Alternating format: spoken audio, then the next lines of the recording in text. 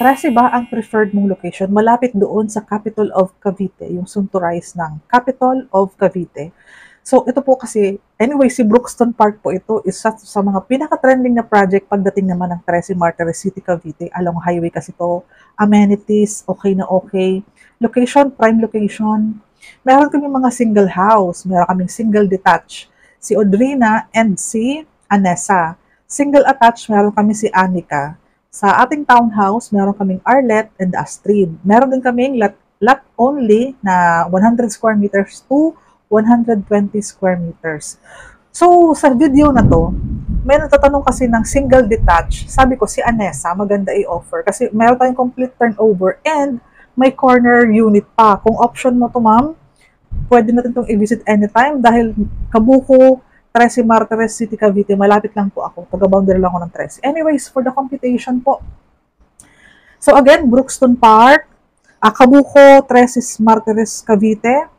Sa phase 1 po ito, ang ating floor area is 75 square meters. Ang lot area is 145 square meters. Corner po ito. Complete turnover, single detached, Anessa model. Ang total contract price is 7,532,700 pesos. 20,000 to reserve.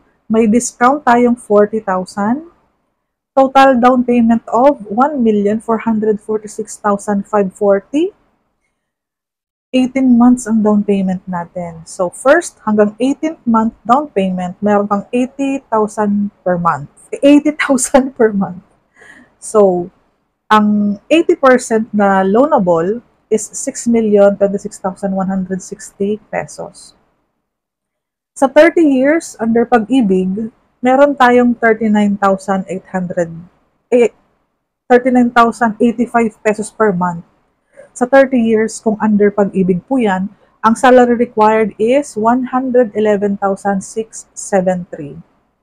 Kung magbabank financing po tayo, yung loanable po na 80% amounting to 6,026,160 is payable 20 years po pag locally employed, 50,000 per month, 168,000 naman ang salary required. For our OFW, sagad lang po tayo ng 15 years, 57,589 per month kapag bank financing. Ang salary required, 191,963. Kung napaibig ka po kay Anessa, may available kami again, RFO, single detached, corner na may bigger lot area, complete turnover po sa ganitong price. And then, kung may option tayo, hanap tayo ng, yung isang option niya is yung bear type. Meron tayong Audrina din and meron tayong single attached, which is si Anessa. Maraming salamat po.